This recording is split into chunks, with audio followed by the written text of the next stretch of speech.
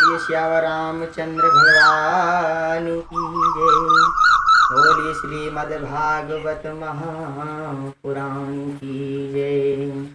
सच्चिदानंद रूपाय विश्वोत्पत्त्यादि Hathaway तापत्राय विनाशाय श्रीकृष्णाय वयं नमः। यं प्रपजन्तमनुपेत कृत्यं दोपायनो बृहकातजुहाव पुत्रेति तन्मयतया तर्गो नेगौतं सर्वभूतहृदयं मुनिमानितोऽस्मि। यत्र यत्र रघुनाथ कीर्तनं तत्र तत्र कृतिमस्काञ्जलं वासुदेवाय परिपूर्णलोचनं नमत राक्षसांकम।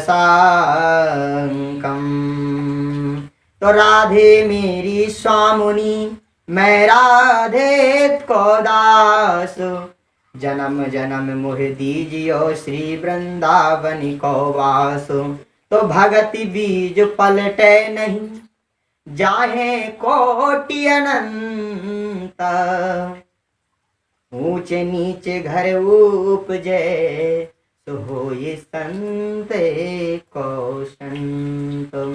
परात्पर अखिलेश्वर अकारण करुणा की खान भगवान दया निधान अनंत बलवंत श्री हनुमंत लाल जी महाराज के श्री चरणों में प्रणाम करते हुए ए भगवत स्वरूपा श्रीमद् भागवत महापुराण। बंदो, जो भागवत महापुराण कथा है वो हमारा जो इतिहास से एक बहुत धर्म ग्रंथ इतिहास है, जिसमें 335 अध्याय 12 स्कंद 18,000 श्लोकों की जो संहिता है। क्योंकि बंदे इसमें भगवान श्री कृष्ण ही साक्षात रूप में विद्यमान है, साक्षात कृष्णमय ही मूर्ति है। और ये कोई छोटा सा फल नहीं है, बल्कि वेद रूपी फल है। श्रीमद् भागवत में कहा है, निगम कल्पतरोर गलितम फलम सुख मुखात मृतज्ञ संयुतम विभक्त भागवतम रश्माल्यम मोहर हो रसिका विभाव का। तो ये कथा जो है, बोले महाराज, निगम कहते हैं वेदों को, और जो वेदों का जो पका पकाया हुआ जो फल है वो है श्रीमद् भागवत में। तो किसी ने कहा महाराज जितना अगर पका हुआ फल है और उच्च वेद की शाखा से गिरा तो निश्चित फूट गया होगा।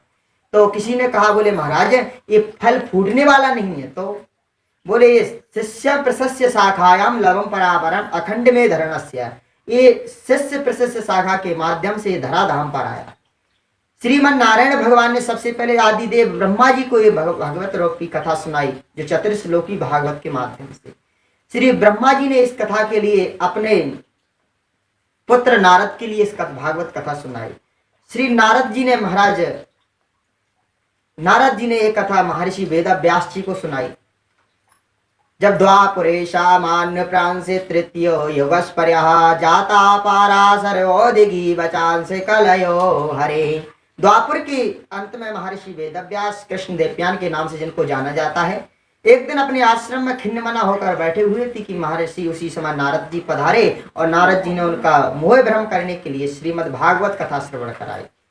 और समय आने के बाद श्री व्यास जी के जो पुत्र महाराज सुखदेव जी हैं, जो जन्म लेती ही प्रपजंत हो गए। भागवत जी में कहा है, यम प्रपजन्ते मनोपेत कृत्यम दोपायनो बृहकातजुहाव पुत्रेति तन्मयतया तर्गो नेगौतं सर्वभूत हृदयं मुनिमानितोऽस्मि।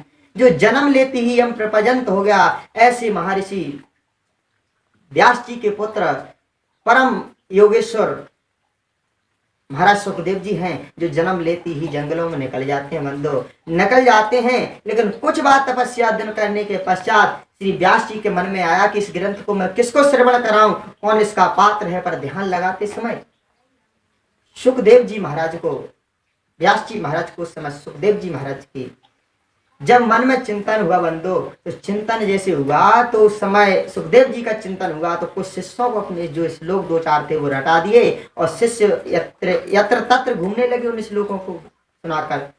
अब वो जो व्यास जी के जो शिष्य थे उस जगह पर पहुंचे जहां पर श्री सुखदेव जी महाराज तपस्या में थे। तो पहला श्लोक उन्होंने कहा, किसने कहा?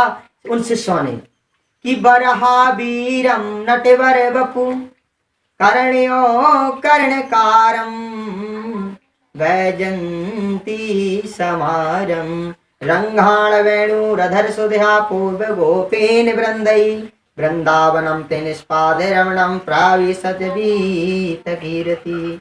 जब इस वर्णन में सुनाया कि भगवान कितने करुणा निधान हैं और इसमें भगवान की सुंदरता का बंसी बजाते हुए, गौचारण करते हुए और गौओं को चराते हुए वृंदावन में प्रवेश कर रहा है, इसमें सौंदर्य का वर्णन महाराज इस श्लोक में। जब सुखदेव जी का मन आकर्षित हुआ तो फिर उनका मिलने के लिए तत्पर मन हुआ, पर सुखदेव जी ने सोचा कि जो बाहर से इतना सुंदर है अंदर से इतना सुंदर हो तो कैसे जानूं। तब उस शिष्य ने शंका थी तो दूसरे शिष्य ने दूसरा श्लोक कहा, बोले आहो बकीयम स्तन काल कूटम जिघांस्या यदा साध्वी लेभे गतिम धात्र्ययुतान ततोन्यम। आहो बकी, बकी कहते हैं बकासुर की भगन्या अर्थात पूतना, जो भगवान को मारने की अंतिम इच्छा से आई थी, लेकिन